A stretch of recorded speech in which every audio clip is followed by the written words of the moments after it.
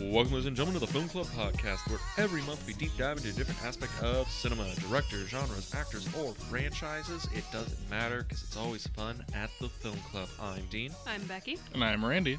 Yes, he is. We have a guest this week. And we have a brand new month. Yes, we do. We are deep diving into the works of Sir David Lynch, the American surrealist, one of Dean's favorite directors, and, fucking wild man of cinema. Can I interject, sir? I know he knighted him, I guess. I've not. He's Okay. from like Middle America. I just had to double check real quick. I gotta clarify that one. Yeah. He's not actually knighted, but in here he's knighted. I'm surprised you didn't open with, imitating David Lynch. Look, we're gonna get into my David Lynch imitations later. Forgot about that. Oh, come goodness. on. I should really push him to do the entire month talking like David Lynch. It would be really hard to do, sweetheart, but, Can get the mannerisms, too. It's gonna be great. You're gonna have to, zhuzh up your hair a little bit. I'll get the pomp going, start like smoking a little bit and staring off into the ether. But yeah, so we're doing David Lynch month. And I wanted to start this off by talking about not his first movie. We already did Eraserhead. Yes, we did. Your favorite movie. No. But we're going to start off with his first, real movie. The one that had the real studio backing. His second overall film, but this is the first one he made that was supposed to be a feature film.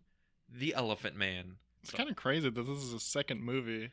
Yeah. It's really good. We got nominated for how many Oscars? 8 Oscars, including Best Picture, Best Director, Best Actor, and I think a bunch of... There's probably screenplays in there somewhere. In there somewhere. The one I know that wasn't nominated is because it didn't exist yet was special makeup effects. That was wild that because of this movie that, launched itself into its own category in the Academy Awards. Yeah, that's why the year after this, American Werewolf in London wins that Academy Award for Best Special Makeup Effects. Wow, that's crazy. He spawned his own category. Yeah. Yep, which is wild because, the makeup effects on this were done, a week before production started, or, a couple of days before production started. As you do. As you do, because, so, I guess for people who don't know, the producer of this film is Mel Brooks. My hero. Yes, Young Frankenstein, Blazing Saddles, Mel Brooks. He's like, this David Lynch kid, he's going places. We're going to make a real movie with him. And it's Elephant Man. But one of the caveats that Lynch had doing the film was he wanted to do the makeup on his own. He wanted to do the design and all that stuff. And no one knows what it looks like, but the consensus is it didn't look right. His original didn't look right. So they got a guy to do the makeup effects the week before production started and just kind of put it together. And this is what they got, which they were looks good. Yeah. Yeah. I mean, they used the actual John or Joseph Merrick's skeleton to base the makeup on and pictures from the period. So that's why it looks really good. They say it's the closest you could get to what he would probably actually look and sound and walk around because he existed before video or film or all that stuff. Yeah, I think there's only one picture or a couple of pictures of him. There's a few.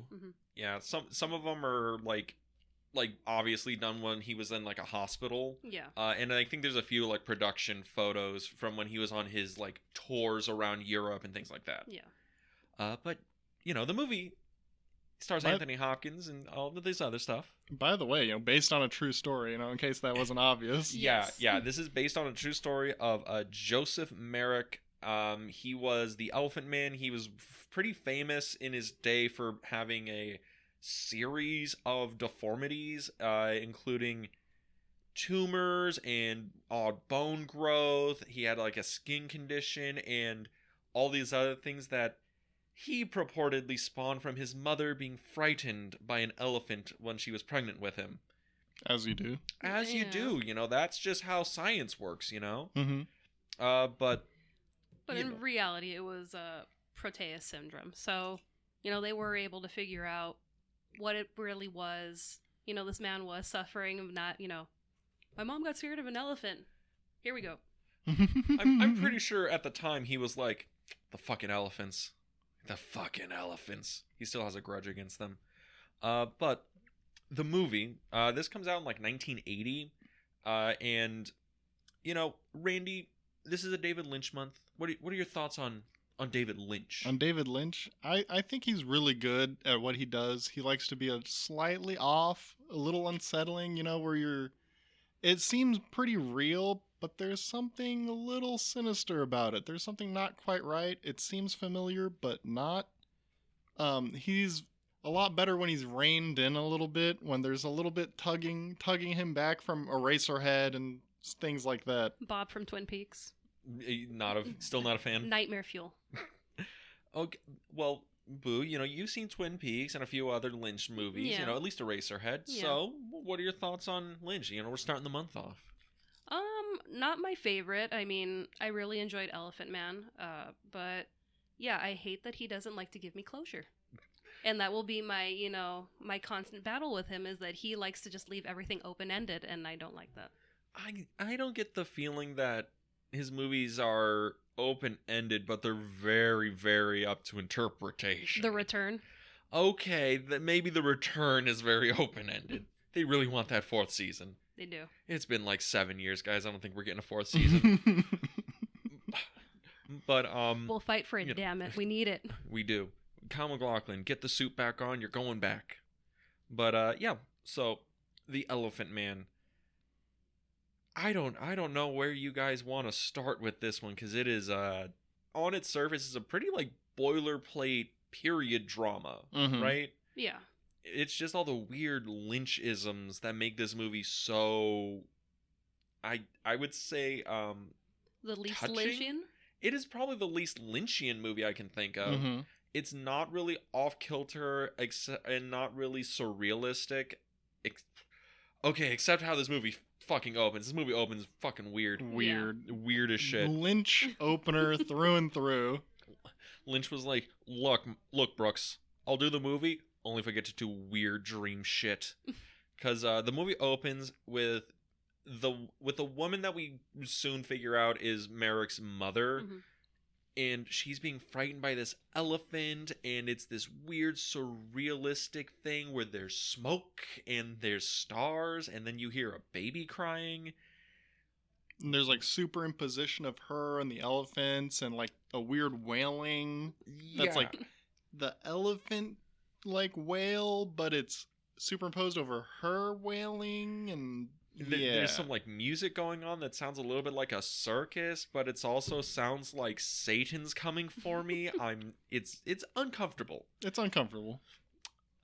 But that's just the only way to open a Lynch movie. Only way.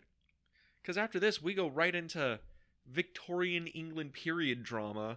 At the carnival, you see the sideshows, you see, Anthony Hopkins, and you're like, Anthony Hopkins is in this fucking movie? fucking Dr. Hannibal's in this movie? Before Hannibal. Far before Hannibal. This is like a decade plus out from Hannibal Lecter. Also, it's weird to see Anthony Hopkins in this and realizing he'd have been acting for 20 years at this point. Had he really? He's like 40 in this. Yeah. But like he'd been acting for 20 years already. Yeah. Oh, wow. Also, like, is it weird to see a young Anthony Hopkins? Younger. Younger. He's a grown ass man in this movie. I'm not seeing like fucking Malcolm McDowell and Clockwork Orange young, but yeah, is it weird to see a young Anthony Hopkins? It is a little weird to see it. Bit. He does look different, like distinctly different than he does in Hannibal. In Hannibal, yeah. A decade later, yeah. Yeah. But yeah, because we see him for the first time and he's going through the we would just call it like what it is. It's a Victorian era freak show. Yeah. Yeah. He's going through the freak show and he comes across like this crowd that's gathered around. Women are leaving, they're crying, men are aghast. A cop comes up and be like, "Bro, what the fuck are you doing?" and like kicks the Mr. Bright, the show performer, out. And Treves is like, "Well, what the fuck's behind there? I need to know. It says the Elephant Man. Does he really have a trunk? What's in the box?" What's in the box? And he eventually, gets a call and is able to get a private showing for the Elephant Man. And this is the first time we actually get to see what he looks like vaguely. Kinda. Mm-hmm. It's a little bit it's a little cast in shadows. But what is your thoughts on this at first? Like the sideshow, the production, all this stuff. The opening after the opening. After we get through the Lynch shit, the actual movie when it starts. Oh, my initial impressions were really like taking in what Anthony Hopkins looks like. He looks like he's determined. He's not interested in like most of the stuff that's going on around him. He sees the exhibit for the Elephant Man, and he kind of beelines straight for it. He seems determined. He knows what he wants. He wants to. I mean, it's revealed later that he's like a professor of anatomy and like a surgeon. So he's looking for something that pertains to that. And this is a freak show. He could probably find something for his profession here, and takes that initial straight away towards the Elephant Man. Agreed.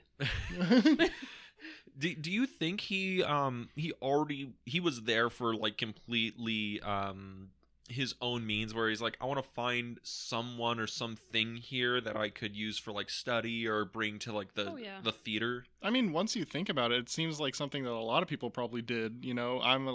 I'm studying anatomy, I'm studying the human form, and I want to study the extremes of it. Well, where do I go? Yeah. The freak show. This is also where we first meet like Bright. Is it Bright or Bite? I think it's Bite. It's Bite. I thought it was Bright. It's really weird because he's got that English accent. And who did I tell you were mispronouncing the name of yesterday? Treves. Oh, Treves, yes. But that's also because I saw how it was spelled, and I was like, Trevor's? It's Bytes with a Y, but it made it kind of sound like Bates when some of them were talking. Mm-hmm, so I was like, well, is it Bates, Bytes, Bright? It's Bite, okay. I blame the English. But I blame your research. Well, we get to meet him, and I mean, speaking of research, so apparently a lot of Bytes and Merrick's relationship is pretty fictionalized in this, because I think Merrick was the one that was going out seeking work and traveling in a lot of these like freak shows and carnivals. Oh, really? Yeah. Oh, yeah. He was a willing participant in like all of this. Mm-hmm. Yeah, he was very much, okay, I'm starting a new tour. And then, he finally made his way back to Treves towards the end. Yeah, I mean, because it's a thing where I think he goes to the hospital willingly in like what happens in real life. And the other thing is like he's intelligent, like that's like a thing real in the movie and in real life and all this other stuff, but he was like a pretty savvy businessman because he knew that like no one can duplicate my act. So he was fairly well paid. Like he was able to pay for that room that he got at the hospital on his own. Okay, so that's where like it really breaks away. It like already we're not very far into the movie, and there's a huge breakaway from what really happened in his life and what the movie's portraying. Yeah. Yes, which I mean, like creative liberties to make your movie work. Yeah. But I mean, the essence of the movie I think is very based on real experience. Yeah. But once you get past that like relationship between him and Bite, then it becomes what the movie's really about. Yeah, and we kind of get to that once Treves, Anthony Hopkins, Frederick, Anthony Hopkins. Frederick. No, it's Frederick. Frederick Frankenstein. So Anthony Hopkins takes Merrick to the hospital to be examined, and he does the lecture with him and all this other stuff. But which was very Young Frankenstein. Oh God, where what is it? You're waiting for Gene Wilder to start stab himself in the leg. That's what I was waiting for this Frederick to do too. Class dismissed. I mean, it would be a Mel Brooks nod. He did produce the movie. He did. He did. We even have the scene where they're at the play. Oh, when they're at the theater. I should watch Young Frankenstein again. I miss that movie. It's a good love movie. That is a good one. But this is like the first time we get Treves and Merrick, and they have like their first like one-on-one, and like Merrick, Elephant Man, nothing, stonewalls him the whole time. Doesn't say anything. He doesn't really like interact with him at all. He just kind of stares at him, and Treves gets the idea that he's an imbecile, like he doesn't understand what's going on. So he tells this to John Gielgud, the hospital like general or whatever, and the mother's head, and the doctor says something that really like I don't know, stands out to me, where it's like I hope to God he's an imbecile, because could you imagine? It's like, I mean, fuck, could you imagine that? Mm-hmm. You know, is that worse to? Is it worse that Merrick knows what he looks like and what's going on? Would it be better for him if he was, you know, as the movie says, an imbecile and just unaware of the world? Well, the movie asks these questions. They do. You know, it's a tough question, but I think It's a tough month, Randy. It's Lynch month. Yes. He could just be fucking winging this for all we know. it's really tough to say because you can't not a problem with this movie, but another question posed, or like a situation posed, and what you feel like or feel about it, is that we never get to know John's thoughts or Merrick's thoughts. We never get to know his thoughts, how he feels about things. There's no internal monologue. Mm-hmm. There's no like him by himself really like saying anything. So we don't know his perspective on it, if he's just grateful to be alive in the first place with all of the deformities he has.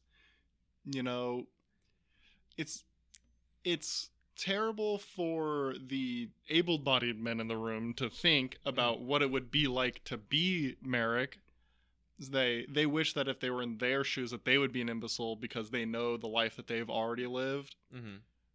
But you don't know how Merrick feels about that. Merrick could be like, well, no, of course I wouldn't want to be an imbecile. I've still experienced life, and that I've, with my intellect, been able to enjoy great things, even though I can more understand how far I am away from other people. And as the movie does note, his genitals are untouched. He's and his left arm. And his left arm. He's got options. Also, why does the movie they point out that his junk is fine? I think it's a red herring almost. It's gonna be that question. Well, is it everything? I think they're just kind of like putting it out there. No, it's fine. Don't push it. For the discerning men in the audience, don't worry, your junk will be fine. Well, it was like contagious. Don't worry, if you catch it, your junk will be fine. I mean, the inquiring minds need to know. We need to know.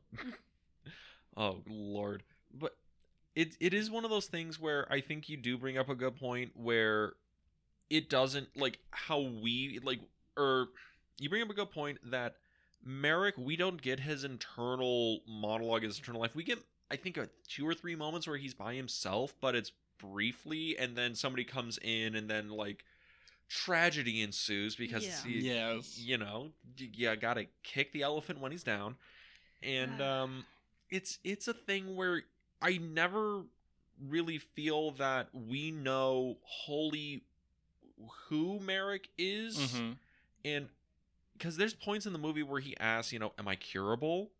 And they're like, no, like there's nothing we can do. We can make you comfortable, but we can't cure you.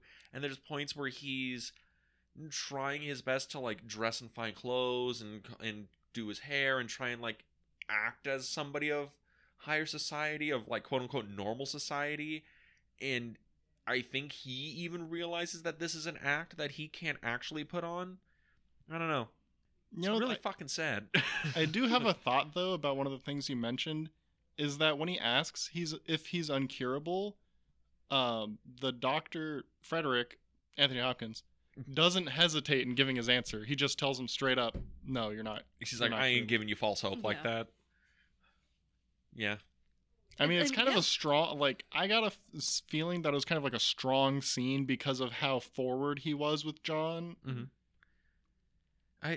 It's one of those things where it's like all these things kind of just start flowing through the movie once we actually get to the point where Merrick can speak and they're able to communicate, because that happens after Merrick goes back, gets beaten by Bright, and then has to come back to the hospital for like medical attention. And it's like Treves, Anthony Hopkins, is just pushing so hard to try and prove that it's like, you can speak, right? You can communicate with me. There's something underneath this appearance. There's I need to know if you're a man under there, if you're human. If there's something going on. He's searching for his humanity. Yeah. And I'm like, why is Treves so invested in this? Because I mean, what is it? It's 45 minutes, and he's got no indication that Merrick even really understands what's going on.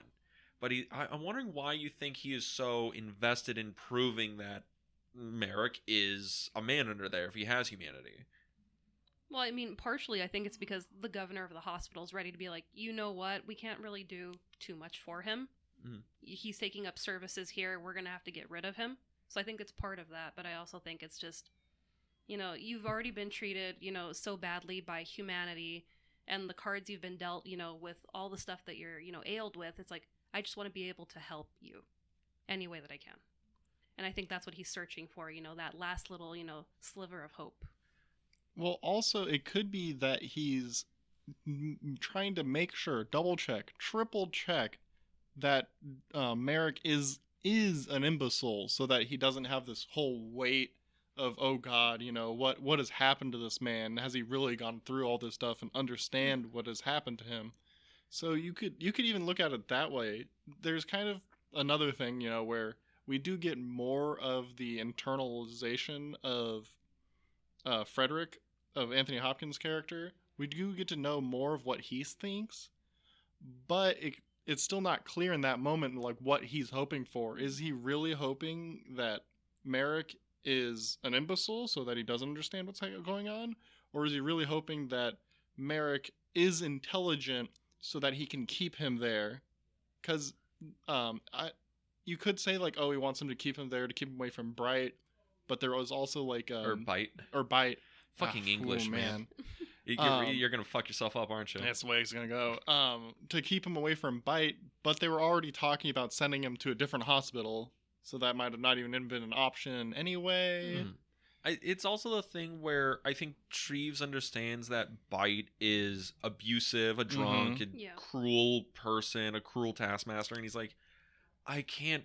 It's like sending a dog off to the bad home from the shelter, and it's like, I can't do that. It's almost like Treves is trying to just do a kindness to Merrick, and he's trying any way possible to just do one good thing for this guy who probably has not had a single good thing go for him his whole life. And we get to, honestly, I think one of the more powerful scenes in the movie when Treves finally gets Merrick to talk, and he's going to prove to the general that he's intelligent. He's going to talk to you. You're going to say these things to him, and you're going to prove you can do this.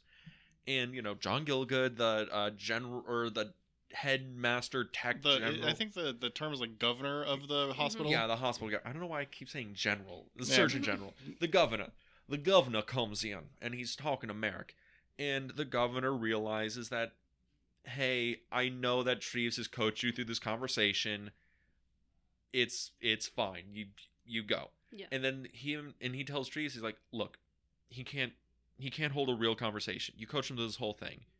He's not intelligent. He's basically a parrot. We're just gonna send him off to the hospital. He's gonna get a hospital bed, and they'll take care of him until he's better, whatever that means, and he'll be gone. And she's like, oh God, no. And then we hear Merrick reciting a quote from the Bible, and Treves realizes that I didn't teach him that. That's something he made up. Well, the thing is that he taught him the first half of it and didn't finish by the time it was time to meet the governor. And so when he finishes the quote, he's like, oh my God. He's intelligent in there. And then Merrick says like, oh, that's my favorite quote from the good book. And they're like, you can read? He's like, of course I can read. Why didn't you say anything? I was afraid. I was afraid to speak. Yeah. And I just want to let everybody know, Randy, you brought reference material for the scene? Oh, that's for the end. That's for the end? The reference material is for the end. Ooh. Gotta bury the lead here, guys. There's some shit going down.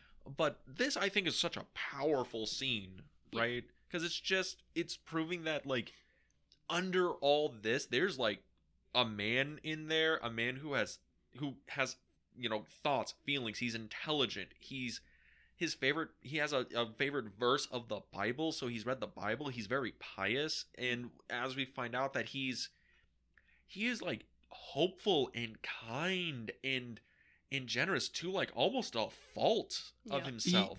He kind of exudes like Christian ideals almost because of how nice and how presentable he is, other than, his Yeah. disfigurement, but how nice, knowledgeable, quaint. He's never too forward with anybody. He's engaging. Mm-hmm. He's very, he loves beautiful things. And he's not afraid to express, the beauty of things, when he meets Frederick's wife for the first time.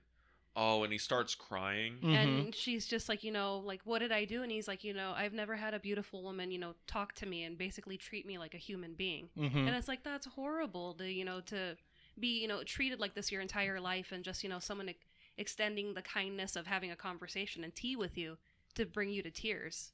And he's always so thankful about, like, literally anything they do for him. And even when he gets, like, status in society and he's hanging out with, like, when the queen herself takes interest in him, he's not flaunting his, like, oh, well, the queen takes interest in me. He's like, I have such kind friends. Mm-hmm.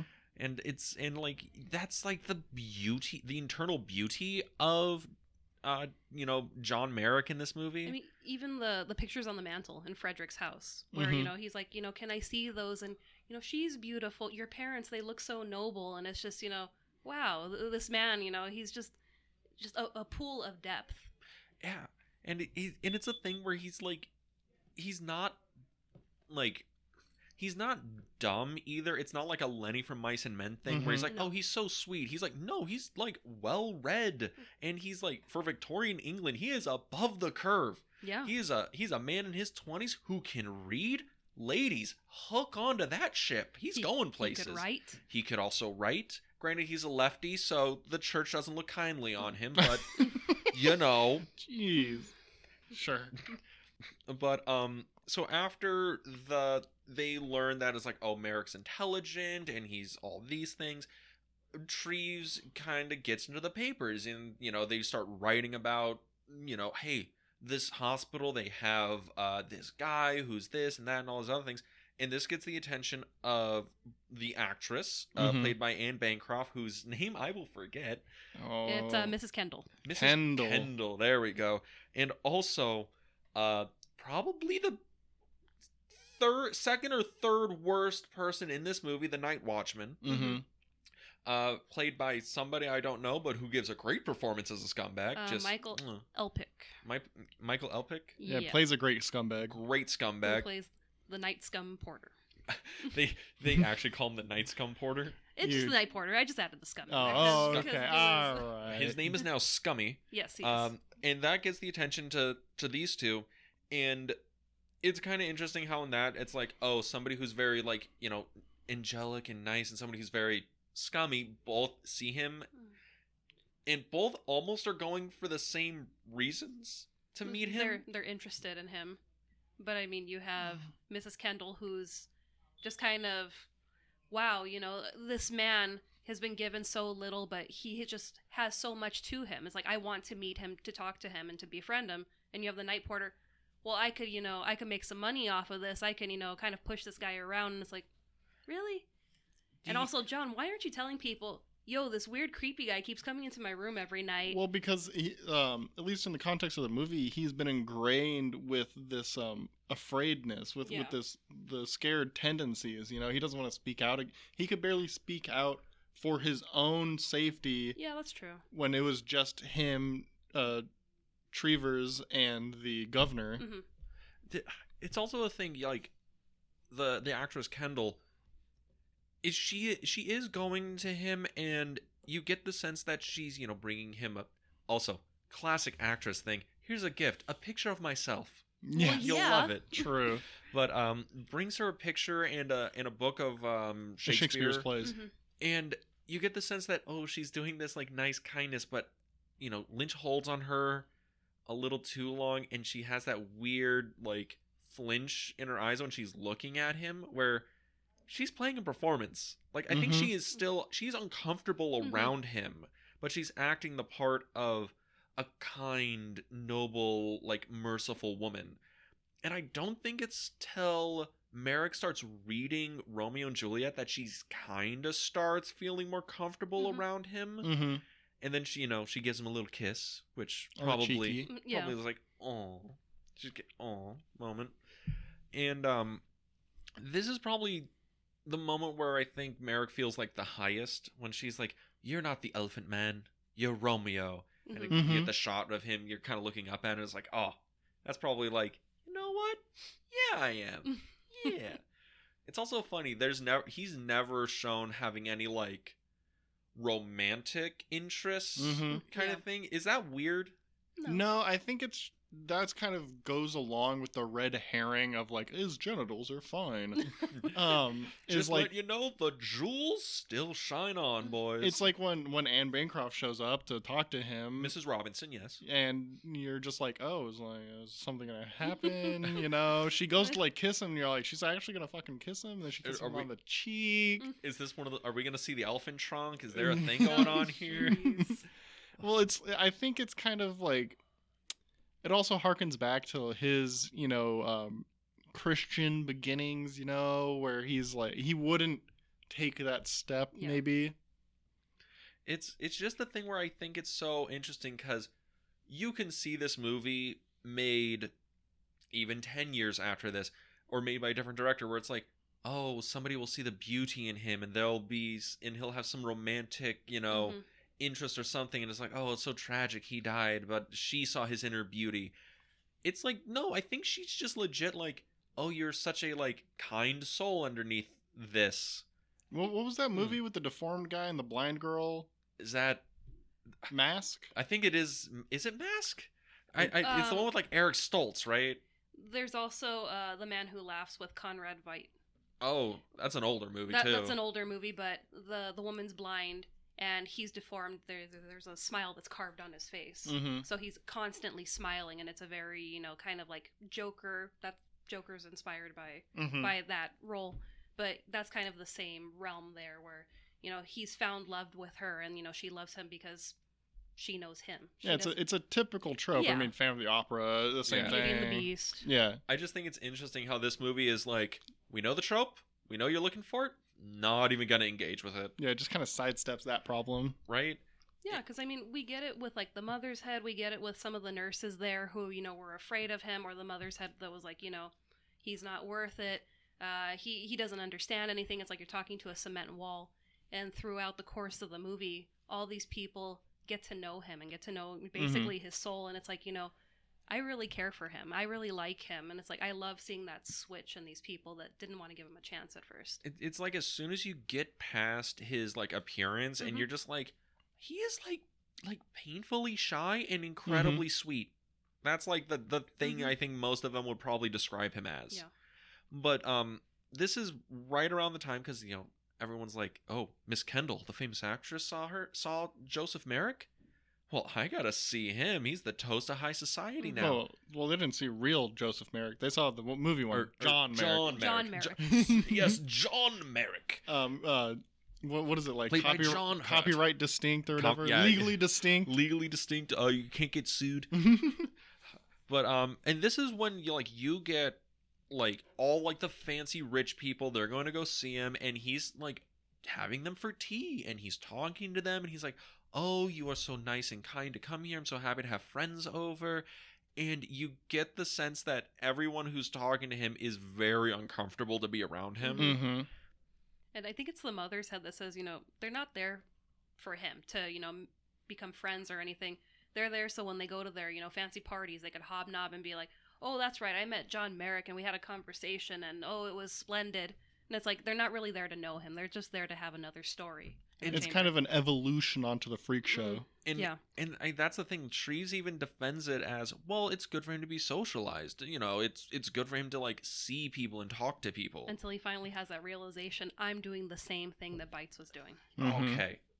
Next best scene of the movie where I'm like, so this is the Anthony Hopkins Oscar bait moment, right?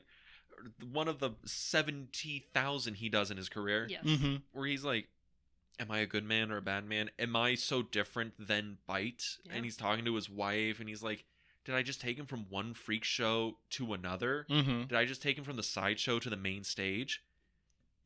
This is like the only time you get a sense of Treves' like internal guilt or questioning his own morals or whatnot. Like, what are your thoughts on this? It really colors the way you perceive him throughout the film. I mean, I don't want to skip ahead too much, but in one of the last scenes where they're at the theater, Merrick is watching the show, and Frederick is watching Merrick. Mm-hmm. It's one of those things where he's, even up till the end of the movie, he's still wrestling with that feeling of, am I doing the right thing? And I think that's why I love Frederick, because you could see it as, oh, he just found him at a freak show and he wants to study and he wants to, maybe advance in his career. But it's like, no, he actually cares about John. And it's turned into this thing of, is there any way that I could help the medicine world and help this man? But also I want to help this man heal. And I want to kind of, show him that humanity can be humane and not just you're something to look at and something to throw, things at. That is an interesting thought. Like, is Treves trying to create this ecosystem of a humane world for Merrick to exist in? Like, that's kind of what's going on with these, like, he gets, because I think right after this is when they have the vote, where it's like, yeah. Oh, Merrick, we're going to vote right now if he'll be allowed to stay at the hospital indefinitely, or if we'll have to kick him out because we can't, save the bed or whatever. And that's when the fucking princess, comes in. Princess of Wales just appears. Mm-hmm. The Princess of Wales just appears, and she's like, I bring word from the Queen. That Queen. Victoria, bitches. And she's like, she says, it's so kind that you're allowing John Merrick to stay here, free of charge, for as long as he wants, guys. Right? And they're like, Yes, he's going to stay here as long as he wants, totally. And they all have to do the vote of like, yeah, he'll stay here as long as he wants because the fucking Queen Mother came down and said, do our fucking job. The thing is, that's not exactly what goes down. It's the funny version. But basically, she shows up and she goes, oh, you guys are doing such an altruistic, such a Christian thing to do. You guys are doing just a top-notch job taking care of this lowly person. And, they're in the middle of the vote. They're literally just about the vote. And then the head goes, or the governor goes, well, surely everybody would agree if, we got a stipend from the government to pay for the room. And other than that, everything's going to be peachy keen, right? And everybody's like, yep. And then there's the one guy who was like, fuck the Elephant Man. And he's like, well, yeah, sure. Cool. What am I going to do? Revolt against the Queen? You're like, that shit didn't work. When the Princess of Wales is here, you got to say, yes, ma'am. Yes, ma'am. Of course, ma'am. Yes, ma'am. Yes, mom. Yes. And so this is like right when he gets the vote and all that stuff, and he finally gets his apartment, he finally gets his own room, and it's like, you can stay here indefinitely, this is your home. And this is where I think Treves is like catering this world for him. It's like, you can, like, as long as Joseph or John Merrick exists in this bubble, he'll be safe, he'll be okay. Then Treves could allow like people in to see him that aren't Bytes or scum, night porters. He can, like, I can cater a world where he'll be okay. But that's still this is like before the actress shows up. I think so. Yeah, actually it's a little bit before this. It's before the actress shows up. Yeah, and but I'm just like, in this moment I'm thinking he's catered this little world, this bubble, but that's still a thing where, well, you're just a sideshow man, but you're just letting a different clientele into the tent. Yeah, I mean, it does kind of, when you realize Frederick's inner conflict, it does kind of color his previous scenes and what he's been doing all along to help Merrick. It gives like a little sinister tinge of like, maybe it all wasn't for, like, not everything was for Merrick 100%. There's like a little bit that was for Frederick's own gain, so that he could show that he's being altruistic, he's being nice, he's doing this, but not for the niceties themselves, but for what they get him. Do you think he's completely altruistic, or there's some personal gain there? I think there's some personal gain. I can agree with that. I think, we all like having a little bit of that validation of, see, I did that. I went to help that person. I'm good. But I think, him just being naturally good outweighs the little bit of validation that he wants. You think on the grand scheme, he is still the good man in his doubt of, am I a good man or am I an evil man? Am I that different from Byte? Well, the thing is that on the scales, the part where he thinks, am I evil, that weighs heavily on the scales of his soul, on his conscience. even though it's just a little bit of doubt, the little bit of, well, I mean, I did take him to the Anatomy Society to show off to everybody, and I didn't do that out of the kindness of my heart. And I showed everyone his dick. I showed everybody his dick, Yeah. that wasn't really the nicest, kindest thing to do. I wonder if that's why it's in there. He's just like, I mean, I showed everyone his dick. I had him whip his cock out. Like, what? How can I be a good man? Well, also, they send the, like, I'm sure they were a little boastful, the letters they sent to the queen of being like, "Ooh, look, we're being so nice to this man." Mm-hmm. So that, even though it's like a small little tinge to his personality, to what he does to Merrick, it weighs heavily on him. It's one of those things where it's like, the movie's called The Elephant Man, but it's about Treves, I think. Like, he's the one who has this such heavy burden, and I feel he's the one that's carrying so much emotional weight Mm-hmm. on him, and I love Anthony Hopkins in this movie. Oh, yeah. I actually don't think that you can say for sure that there's one protagonist of this movie, one main character. Mm-mm. I think it's kind of equally split between the two. It's a solid little, like, dual lead here. Which is, I mean, it's hard to do, really. Like, you don't see a lot of movies have, like, a straight-up dual lead where everything works out fine and, one person doesn't overshadow the other. It's kind of this thing where it's like, how are you going to nominate who's lead and who's supporting in this? Yeah. And I mean, really. you have two heavy hitters with Anthony Hopkins and John Hurt. This is also John Hurt, the year after he did Alien? Yeah. Yeah. Really? The movie in Alien where in Alien, John Hurt's the guy that has the chest burst out. He's the first guy that dies in Alien. Oh, okay. He also shows up in Spaceballs, reprising his role of guy who gets chest burst out. Yes, I know that. By Mel Brooks. I also love the fact where he's like, I went from having a basic penis shoot out of my chest to being the Elephant Man. The range of this man. Kino. I mean, that scene at the train station. Oh, okay. Because, I mean, we see John change so much throughout this movie. Oh, we're gonna get there because that should hit Diffie.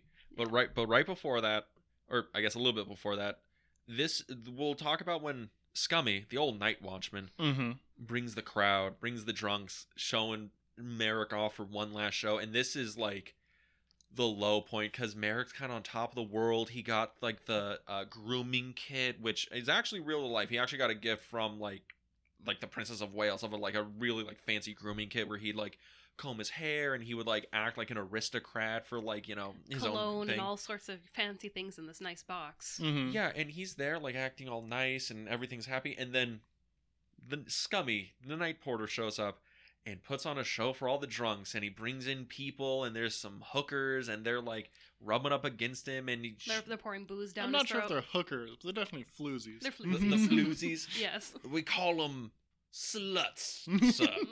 But they're rubbing up against him, and they're like all laughing and making a big old thing, and Merrick is petrified. Yeah. Mm-hmm. Like, as soon as old Scummy comes in, he is stock still. I don't know what to do, and this is where I think this is where I feel the saddest for him, like the sorriest for him, because this is where it's like everyone's gawking at him, and it's the thing in the movie where it's drawing the parallel with, well, the people in high society were doing the same thing. Mm-hmm. Yeah. And it feels like really scummy, really sad, and who else is in this crowd but Bright? Of course. Or Yes, Byte. Byte has. I'm gonna fuck it up every time. Byte goddamn. has made an appearance. And then, after all of this, disarray that happens, he's, my treasure, I told you I'd be the only one to protect you. And then steals him. Mm-hmm. Yoink. Whisks him away to the far-off land of France. And this is in Treves. He confronts the night watchman after Merrick goes missing, and whoops the shit out of him, I might add. Oh, I mean, No. I think he could have. he could have. He didn't.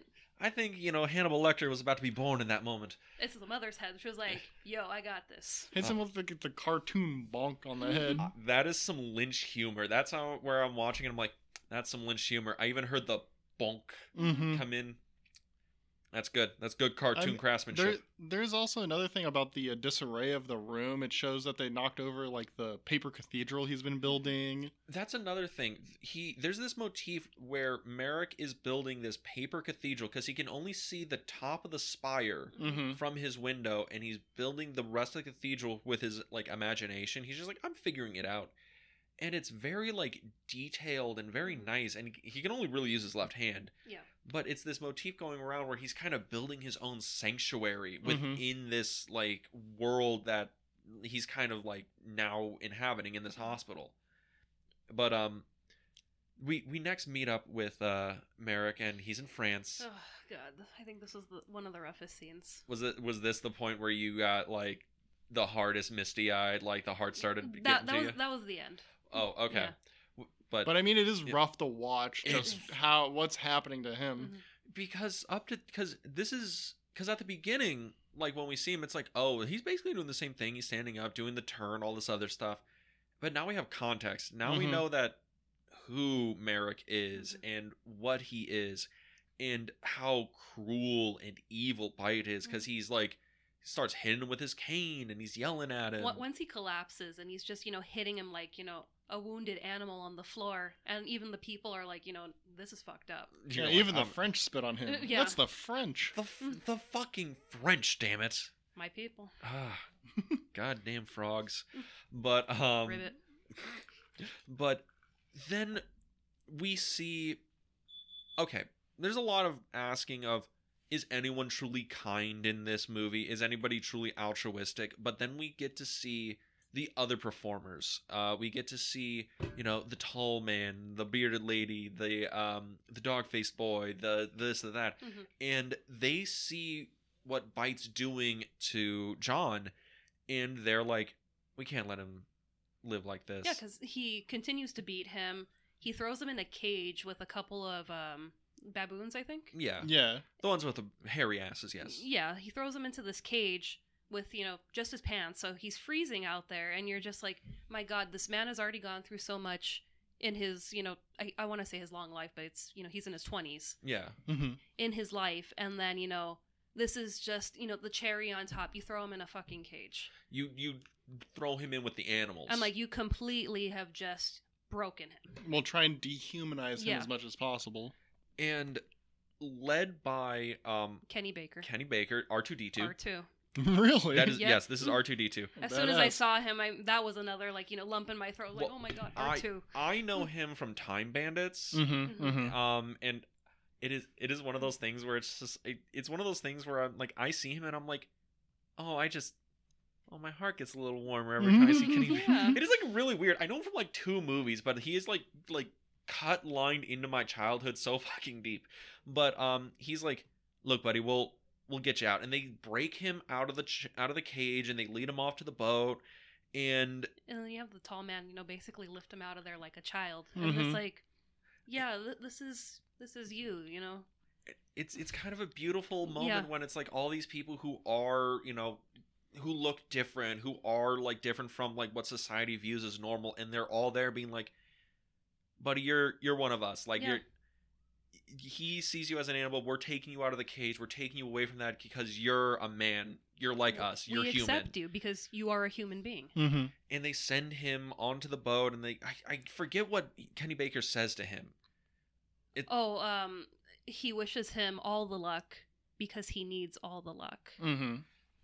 And he just kind of, nods back at him. But I think there's a lot of striking images, but I think that scene when they're walking past the waterfront and it's just, completely still, so they're reflected off the water, but it's just them in the dead of night trying to get him to safety, to salvation. And I was just like, wow, like, okay. Fucking beautiful, right? Like, oh my God. And John returns to England, and this is the train station scene.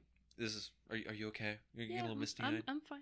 Okay, we'll wait till the end of the scene. When we get to the end. Yeah, when we get to the end of the scene. I'm fine. So John arrives, and he's trying to just like get his way through the train station, and he's being hassled by a child. Yeah, they're like throwing spitballs at him. I swear, I wanted to knock that kid out. Like, you know what, little Victorian kid? Your ass is grass. Throw right across, knock his kid ass out.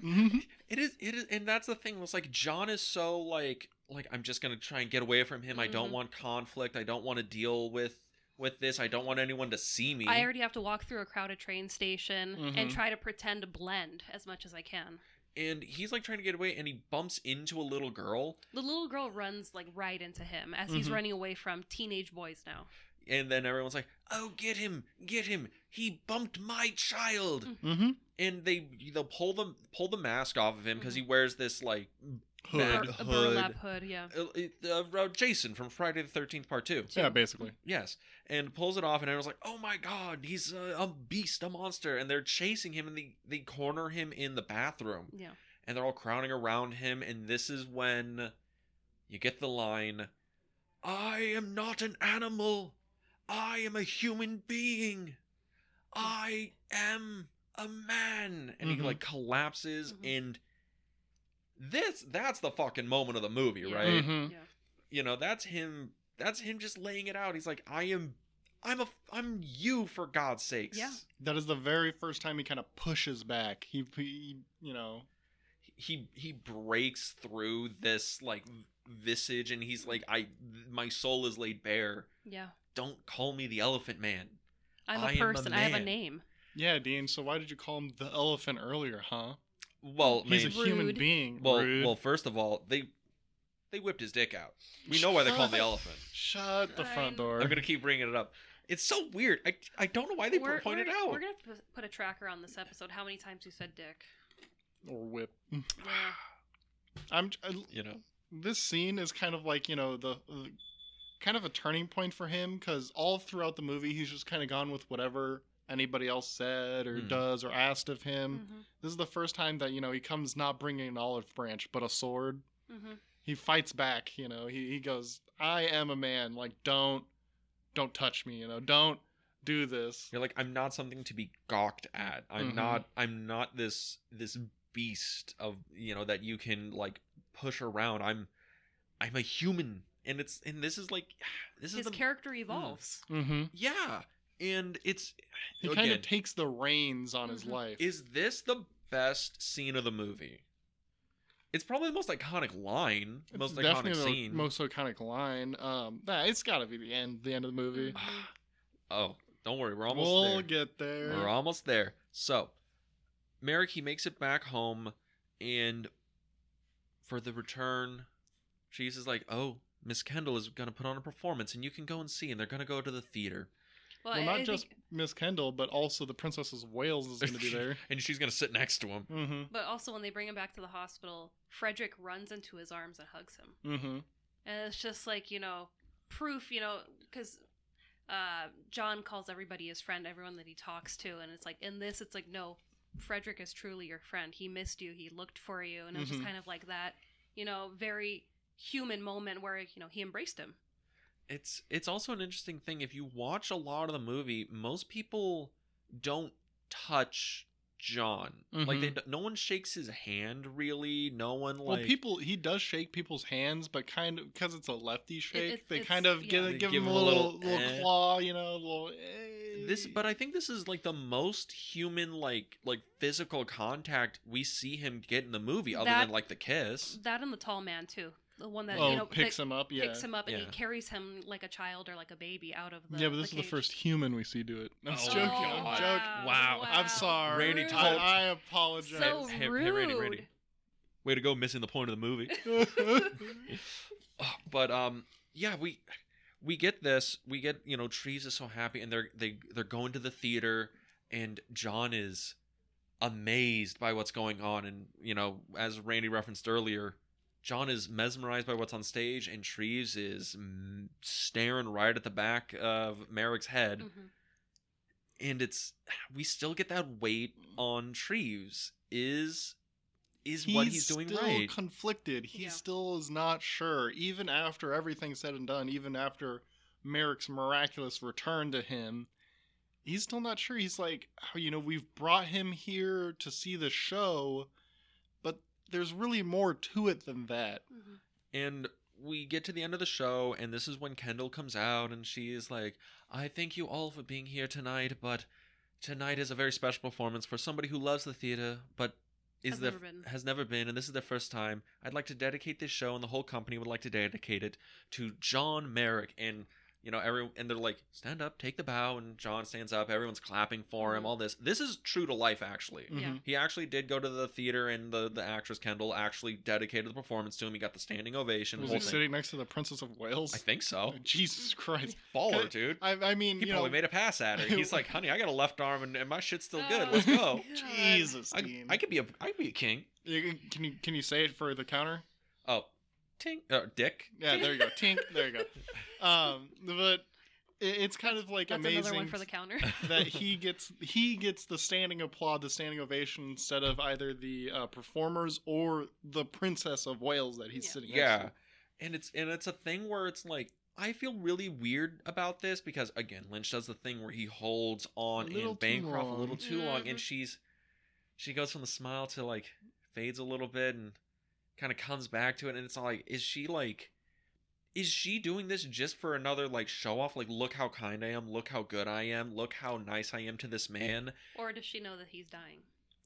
They do mention that he is like.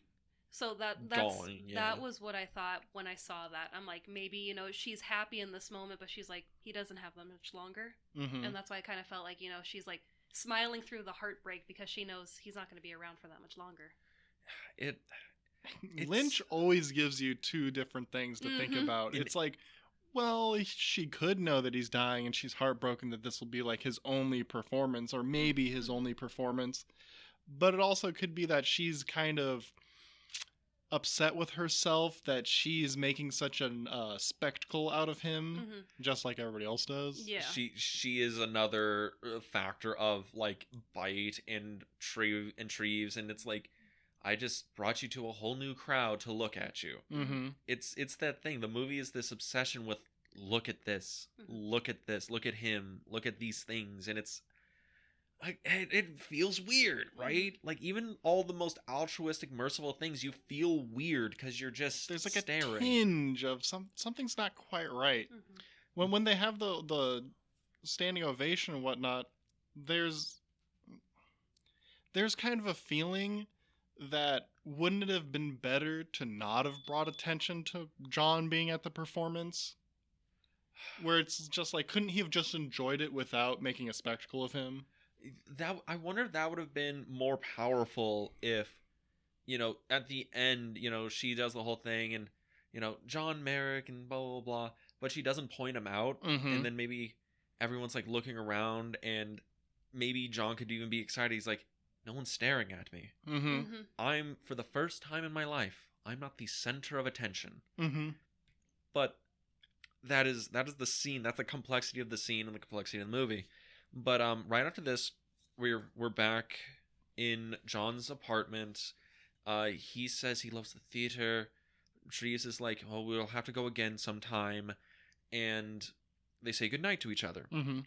And this is when John finishes building the little cathedral, the paper cathedral, and then he sees the picture on the wall of the boy praying and the boy laying down, going to sleep.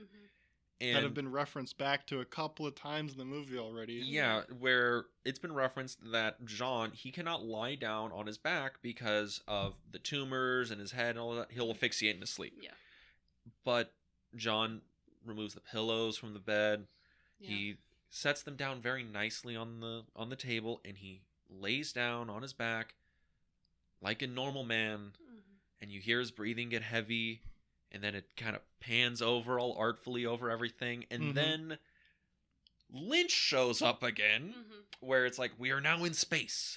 His mother is there. And she is saying, nothing will die.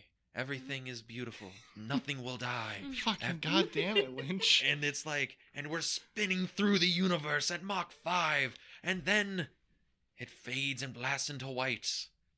And that's how and then end credits. But that's like the ending of the movie, where we see John. Yeah, we have like one of the most beautiful fucking somber scenes in all of cinema, and then Lynch just whips his dick out and waves it at the crowd. Ping. Ting. I didn't say it that time. But like even then I'm like, it's still like kind of beautiful because he's seeing the vision of like his mother, and it's like this comforting thing where where it's like, because like is that heaven? Is that just him dreaming? And he's like, this is it. Like, my mother's here to comfort me one last time. This is my soul on its next journey to wherever I'm going to end up next. And it's a thing where it's like, you know, because I think that's a thing real to life. Joseph Merrick, the real man, Yes. he did, like, I think he wrote a note and he's like, I'm going to go to bed and I'm doing this. It was an experiment. He wanted to, you know, be like a regular man and lie his head down and go to sleep instead of sitting up and having to sleep that way. And they found him, you know, sprawled across his bed, and Frederick knew that, you know, this was something he had wanted to experiment with, and it failed. And yeah, he had died of asphyxiation, but he also broke 2 vertebrae in his neck because of the weight of his head. His head and the tumors. And it's sad. It's also one of those things where it's sad and it's like beautifully tragic, and it's a thing where he's like, I'm not an animal, I'm a man, and he wants to lay down his man. He wants to rest his head. This you know, this weary head that's gone through trauma and torment, and he's been hurt and beaten. And it's not even, you know, such a big request. It's laying down. It's the most simple thing where it's like could you imagine, like, you are so different that you can't experience something so basic as resting your head. It's this movie's so fucking sad, and it's so fucking good. God damn. It kind of makes this big connection with his favorite verse in the Bible.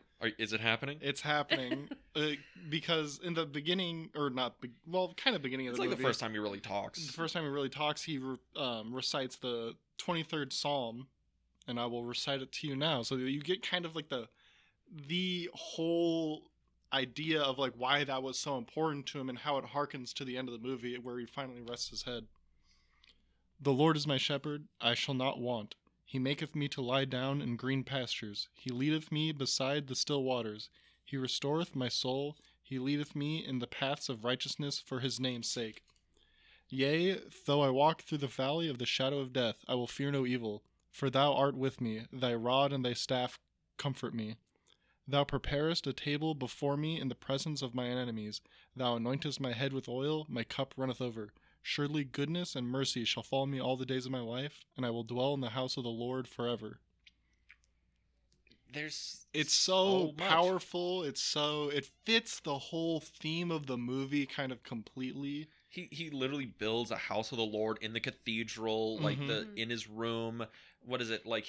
His cup runneth over of kindness. He's kind to everyone. He's what is it? It even begins as like, what is? I'll lay down in the fields, in the green fields. Yeah, he maketh me to lie down in green pastures. It ends with him lying down in like kind of like the green pastures of his life. Of like he's finally made it away from Bytes, from the Night Watch man. Like he is completely without enemies at this point. Can you imagine if they did that scene with a voiceover of Oh God! That would have snapped my soul in half, as Dean would say. Goddamn, snapped my soul in half. Oh, and it's a thing where it's like that Bible verse. You know, he says it in the movie, and it's like the first, and that's the same thing where it's just like, no, he's intelligent. He doesn't say it; he projects it to the point that they could hear it through the door, and it's like this is the first time where he's like, you know what?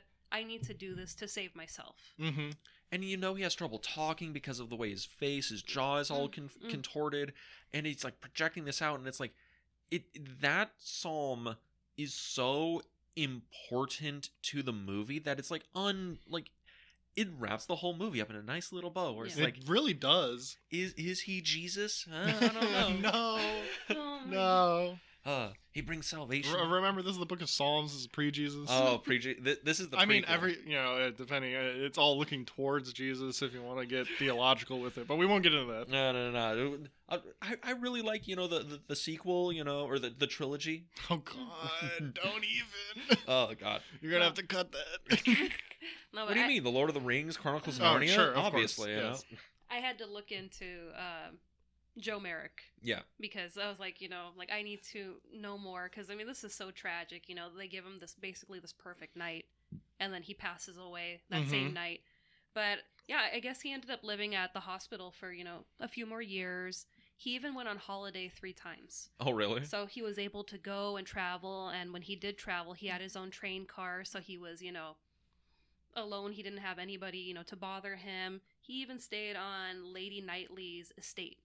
Mm-hmm. He stayed in one of the cottages on her estate and, wrote to Frederick that, this is basically like a slice of heaven, Mm-hmm. to be able to walk the grounds and to pick flowers and to just enjoy the beauty. So I was like, he did get to live. So I was just like, okay. I'm like, he didn't just have this one night. And I'm like, okay, he had, more good memories. There's even talking about like his real life, there's still a little sinister tinge to it, where you're happy that he gets his own car to himself, but it's also one of those things that still separates him from society. Yeah. It's a thing that I mean, this is I guess it's a parallel. The thing with like Andre the Giant, because he was like fucking 7'4", 500 pounds, and he was like, there's stories where he would go to restaurants and he would order food and they would bring him out like party platters of food, and he's like, no, bring me like the same thing you would bring like a normal person. Like I'm the Andre the Giant, but I just want to have like a cheeseburger and fries. Well, I want to have what regular people have because I am a regular person. Yeah, I mean, it's that thing where it's like, even down to like the core of the movie, it's like he is separated from society, even though he's the most human of anyone in the movie. Like down to his soul. But it's not a thing on him. It's a problem with society.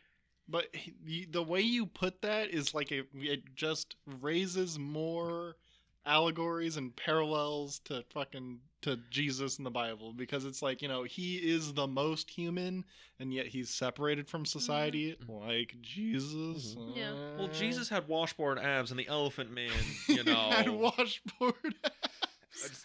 Show me one painting of Jesus where he is not shredded. Oh my one. Find me one. Is your favorite depiction of Jesus the one where he's absolutely ripped and he's like ripping off part of the cross? Randy, that's like from real documentation. I don't know what you're talking about. The memes. Well, you're memeing on it, but it's like it's pretty real that it's quite a straight parallel between the two in some ways.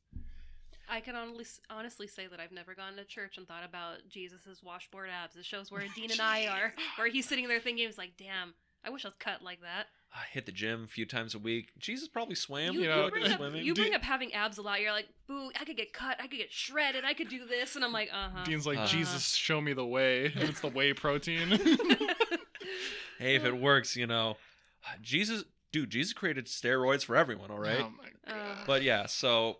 but it is this thing where it's like, you read the movie, you can draw the Jesus parallel, you can draw this like angelic thing, because even that's the vibe that I was getting off of him, like, like John Merrick was a living angel here to teach us all, because he literally does no wrong throughout the whole movie.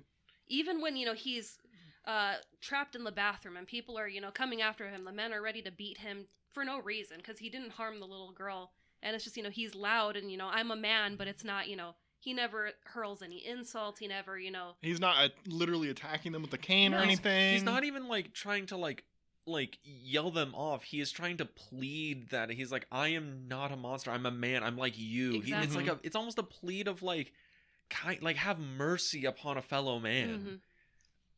So that's the vibe I was getting, that he was kind of like, an angel sent here to teach people. Hey, we all look different, but, at the core, we're the same. Mm-hmm. And it's also like the people around him are like struggling with their kindness, especially Treves. Holy crap! You were lowering out the French pronunciation. Oh man! Did the end of the movie hit you that hard? You turned French for him? God damn! I hope not. Hey, I'm French. The movie. I'm so sorry. So much rudeness in this room today. Did we learn nothing? I blame the French for a lot of things. Everyone does. Yeah, the French Revolution, it's just been all downhill since there. But that's a whole nother topic. Anyways, where was rudeness. I? Sitting there with a Bible in front of you, too. Yes. Randy, you're flinging a lot of shade for a man holding a Bible. I'm not holding it, okay? It's just out. I haven't finished it. That's a whole nother... We can start a whole nother podcast on that. But anyway... You were the one talking, so you got to continue. I know, and halfway through, like, our whole, like, haha, whatever, I was like, oh, where was I? I've totally lost it. You were talking about Treves. Yeah, but what about him? Oh, Lord. Okay, so I guess we'll...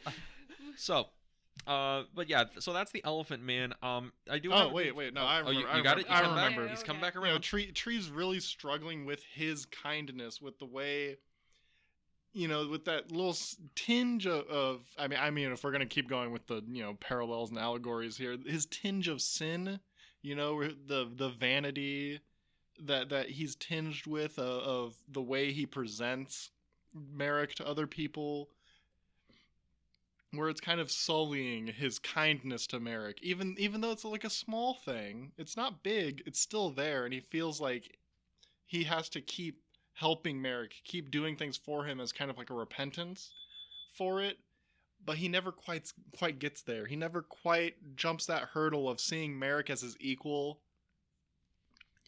I get the sense that Treves wants to see Merrick as an equal. He definitely wants to. And it's a thing where it's like, I think John even knows that they're not equal. I mean, there's that whole scene in the movie when the night porter comes in and they pull the mirror out and they show it to him and he like screams and he's like afraid of his own reflection. I think even then John knows that he's like, we can never be equal. We can be kind to each other, but I don't think we can be the same. Man, this movie's so sad. You know, it's very good though. There was like a note I took at the end of the movie where, like, you know, John dies being surrounded by his friends, but it seems that like Frederick still isn't quite there to be like, oh, he is my friend, like 100%, like no doubts, no nothing. Does John die knowing that? Like, does he die knowing that his version of being friends with Frederick isn't the same as Frederick's version of being friends with John? You know, it's kind of like one of those tough things where it's like, God, you know, you really hate to think about it. Like, did he really die knowing that, like, well, did he die knowing that Frederick wasn't 100% in on it? Like 100% his friend? Is it like, you know, John was such like a nice, you know, Christian human being that he could just look past that? I think because I want to have hope in humanity that John was like, you know what, Frederick, we might not be equals, but you have done more kindness for me than anyone, and you have made my life better for being my friend. And I feel that, you know, when John lays his head down, he thinks that he's like, you know what? I have real friends, but I need to know if I can be like them. And I think that's why he lays his head down, because he's like, at the baseline level, if I can do this, then I could be like them. You know, but you know, that's my thing. So I'm like, yeah, let's have a little hope in humanity. God damn it. I mean, you still gotta pose the questions, because the movie fucking poses a hell of a lot of them, and I mean, and always gives you kind of ambiguous, kind of, well, the best the movie can do is give you two options. It can never just tell you straight up. I mean, we also have the whole thing where we fly through space at the end of the movie into the ether. I thought we were just gonna like smooth over that part. No, flies through space. I'm waiting for the title scroll for Jedi to come up. I mean, or how we've like smoothed over the part where the like elephant wailing superimposing shit happens again in like the middle of the movie. Yeah, because he has a nightmare about the elephants and his mom, and it's weird. Or it's like real weird. The how do you say, like the set design and different stuff of how it's like very dark, dingy, industrial, Victorian England. Yeah, I mean that goes into the whole thing where it's like that's an obsession for Lynch, is this dark industrialization. That's all of Eraserhead. It's, you know, there's he really likes steam. The Return. Oh yeah. There's a lot of like those little Lynchian elements in this movie. It's a thing where you could have given this script to a lot of directors who would have made good movies, but this version, like this movie, could only really come from Lynch because there's so many like weird tourist touches to the movies that only come from somebody like him. I think the whole sound design is a whole Very Lynchian Lynchian. thing. There's actually a little Lynchian thing that we totally glossed over, even though it's a very important part of the visual aspects of the movie. It's in black and white. Oh, yes. Never mentioned it. Well, here's something interesting. When Lynch got brought onto the project by Mel Brooks, he had 3 demands. He got 2 of them, or no, he got 1 of them, lost 2 of them. Mm-hmm. Number 1, he wanted a $30,000 budget. Number 2, he wanted it to be in black and white. And number 3, he wanted the lead to be Jack Nance. Jack Nance? He's the guy. Eraserhead. He's the lead from Eraserhead. And And also, there's a fish in the percolator. Yes, that guy. Wait, but who? If he was the lead, who would he have played? Oh, he wanted him to play the Elephant Man. Oh, Or okay. John Merrick. Or John Merrick. But John Hurt. John Hurt. And then Mel Brooks said no, because He said no. Yeah, sure, whatever, and no. yes, the best part, $30,000 budget. This movie's budget was $5 million. What the fuck? Because remember, David Lynch made Eraserhead over the course of like 6 years. That was the only like real movie he made. So he didn't really have a concept of Like a budget. yeah, what's up? He's like, what the hell's a budget? I've just been making this on the weekends for the last 6 years. And Mel Brooks like, no, we got to turn it over faster than 6 years. We can't do that. Didn't he make another movie basically the same way? Inland Empire. Literally did it over the course of like, I think like a year or 2 with like a DV cam and like all of his famous friends. But as you do. He's like, just like, I just wanted to, do what I did with Eraserhead. It works out fine. I want to have fun. But but I just like that. He's like, I want a $30,000 budget and I will not budge. Will you take $5 million? Well, if you insist, kiddo. Dean, it's a movie budget. It probably started at like 4.5 and then just kind of grew from there. Kept going. But it's wild because the movie made like 5 times its budget back. Yeah. That's pretty good. Yeah, especially for 1980, right? And it's the other thing where it's like the black and white is perfect for this movie. Yeah. Like watching it, you almost feel like you're watching something from like the 30s or 40s. I know I'm gonna be like cruel. It feels like you're watching like one of the Universal like horror movies, like Frankenstein or Dracula or something. Well, yeah, that's the vibes that they give you. That's why The Man Who Laughs, Phantom of the Opera, all these movies, especially the Lon Chaney movies, where he played these characters that had ailments to them and were just he literally played Quasimodo.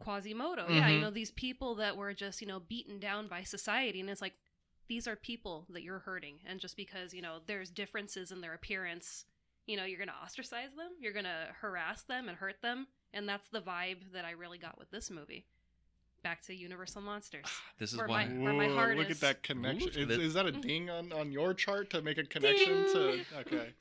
Any way she can relate a movie back to Frankenstein, she'll do it. Okay. The Man Who Laughs, because that's a great movie. Oh, you guys should watch it. I saw the play. Yep. Mm-hmm. It Did was you like pretty it? good. Yeah, it's good. But like this being black and white, perfect. Like true Kino. And I would be interested to see what Jack Nance would have done in the role, but I think John Hurt just kills it. He really killed it. Kills it. We never talked about, did he have difficulties with all the makeup? Like, yes. Yeah. Tons? I don't think he could eat wearing it.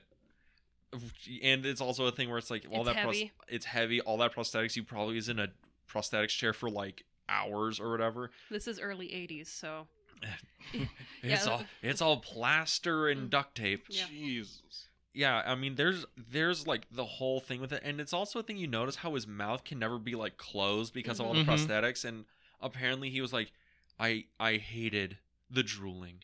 Oh, it was awful. Yeah. Randy's like, oh, then why'd you mention it? Why? No, that just reminds me of what was it? Is it Evil Dead 1 or 2 where he turns on his side? Yeah, the, monster. It's in Evil Dead 2 where it's like the giant, evil deadite has come back, and it's this giant like latex bodysuit, and the actor inside has been in it so long that if you watch, it spins its head over to look at Ash and be like, ah, and you see out of the ear hole the puddle of sweat that's Yeah. built up It just out pours in a out of the full ear. stream, and it's like, Oh, that is nasty. It adds to the scene, Yeah. but it's nasty. It's same with Batman. They still have that problem with the cowl where they wear it for so long and just the sweat pools because there's no way to release it. So they're like, oh, I'm acting out the scene, and I turn and I can hear slosh, slosh, like, Oh, that's messed that's up. They take it off and just That's messed up. that is so rough. Oh Lord. But yeah, it took 7 to 8 hours to apply the makeup and 2 hours to take it off of John Hurt. Oh my god. So that's just 10 hours, not including the filming. Yeah, and a standard film day is like fucking 8 hours. Yeah, something like so that. John Hurt would show up, Sir John Hurt, because he is a sir. Yes. Oh, is he really? He is. Oh, wow. So there's at least two.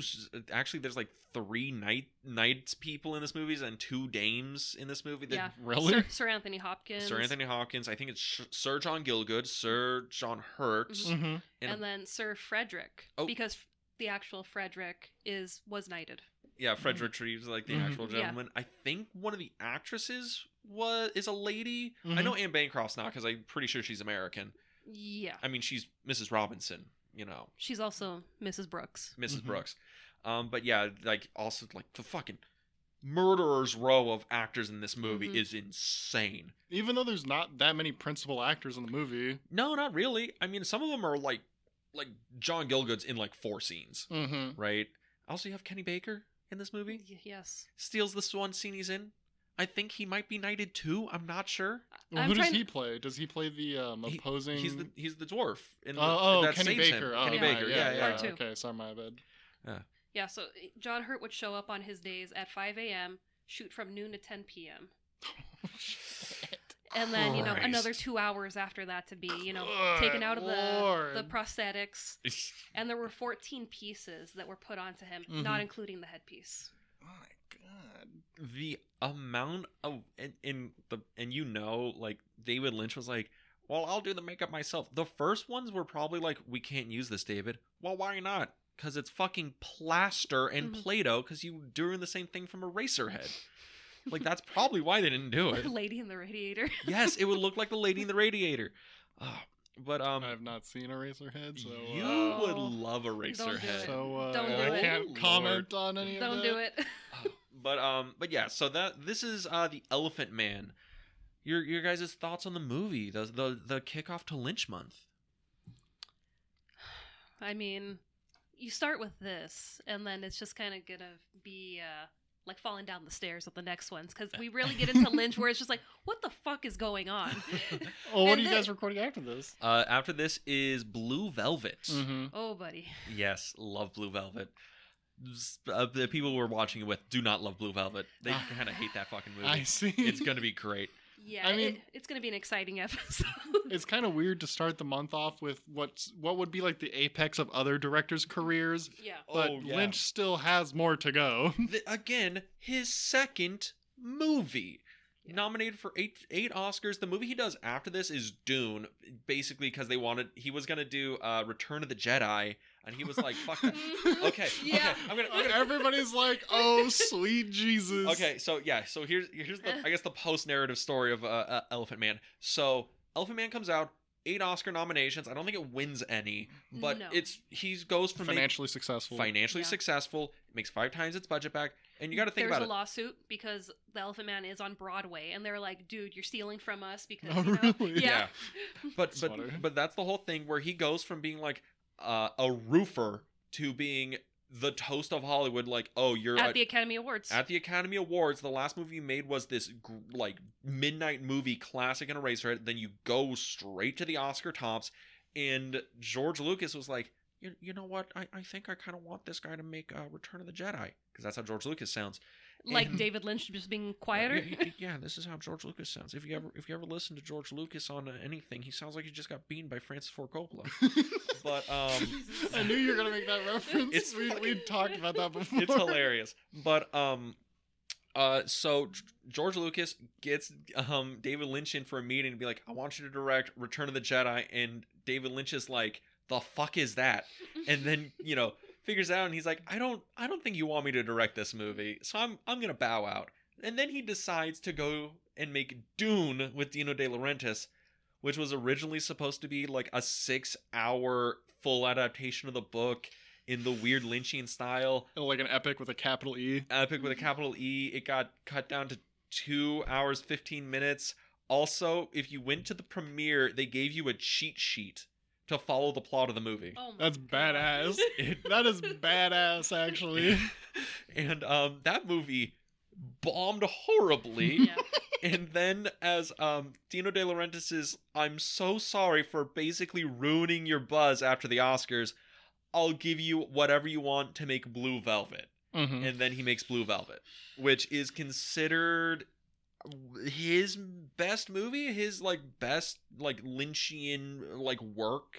Like that's the movie everyone's like, this is the Rosetta Stone of David Lynch, because after this he just makes his own fucking movies. Mm-hmm. And Becky's doing the because she is not a fan of Mr. Lynch or Blue Velvet. Blue Velvet. Yeah. Blue Velvet, no.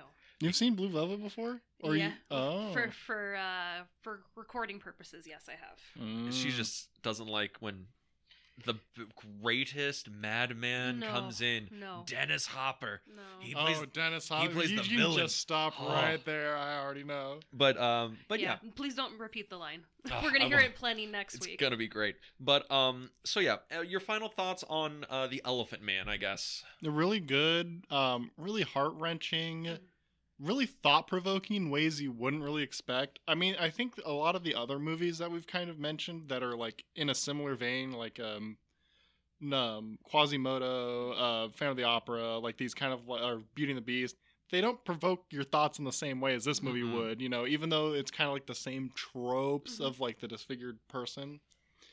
But it just really hits home at the end of the movie. You gotta watch the movie, watch the cathedral, watch the end of the movie, the pan. Beautiful pan at the end of the movie. Top 5 pans of all time. God, yes. It's like 4 of them are in Stalker, and then this one. I don't know if I'd go... Well, those trolley pans are really good in Stalker. Anyway, but yeah, it's just a really powerful movie. Becky? Ditto. But yeah, I mean, just be prepared. It'll attack your heart. I mean, yeah, I was expecting it to be a rough film to watch. I asked my mom, I'm like, you know, have you ever seen this movie? What should I expect? She's like, I could only watch it one time. She's like, it completely broke me. I can't. So, yeah, I ended up really enjoying this movie. I highly recommend it. Yeah, just, you know, it talks about the human spirit, the human condition, society, how fucked it can be, but also how beautiful it can be when you're, you know, accepting of others. Mm-hmm. So I give it 2 thumbs up. This is probably my favorite Lynch movie? Question mark?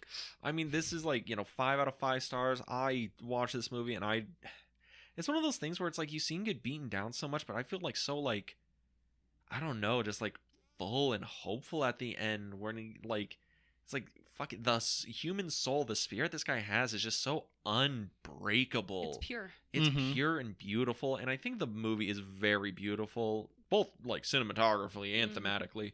And it is one of those movies, like a lot of Lynch movies, where you can read into it and deep dive into it and scratch the surface. And it's a thing where I'm so surprised that he didn't want to make it at first, and I'm so glad he actually did get to make it. Yeah. Is it your second or third time watching the movie?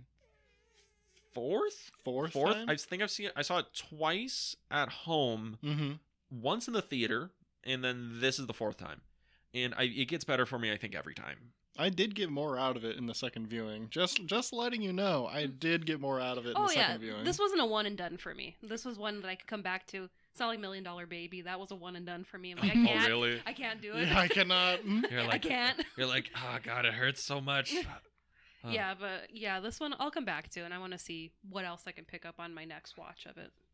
But with that, I think we kind of spoiled what we're doing next week. We did. Oh, my bad. But No, that's fine. That's fine. It's just, you know, I was thinking, what's a better way to describe it than like falling down the stairs for the rest of the month?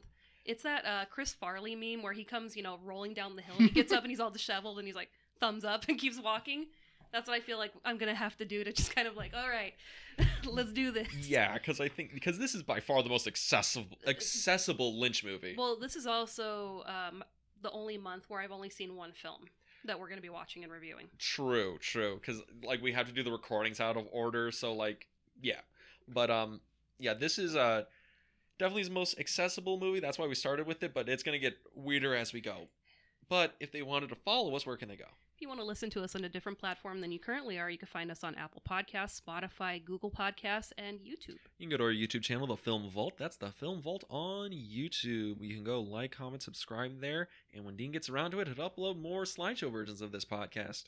Also, go and listen to, Randy's and me's old episodes of The Film Odyssey. Give it a shot. Yikes. Yeah, gotta plug everything. But if you wanted to hear or see more of our plugs on social media, you can go to The Film Club Podcast on Instagram, where we post up. What do we post? We post stories. We post daily stories, upcoming episodes, and random adventures we go on. But does Randy want to plug anything before we get out of here? Any streams he's been watching? Video games, movies, books, the Bible? Yeah, the Bible. Yeah, I'll just plug the Bible. Yeah, word up. All right, everybody. See you next week. Bye. Bye.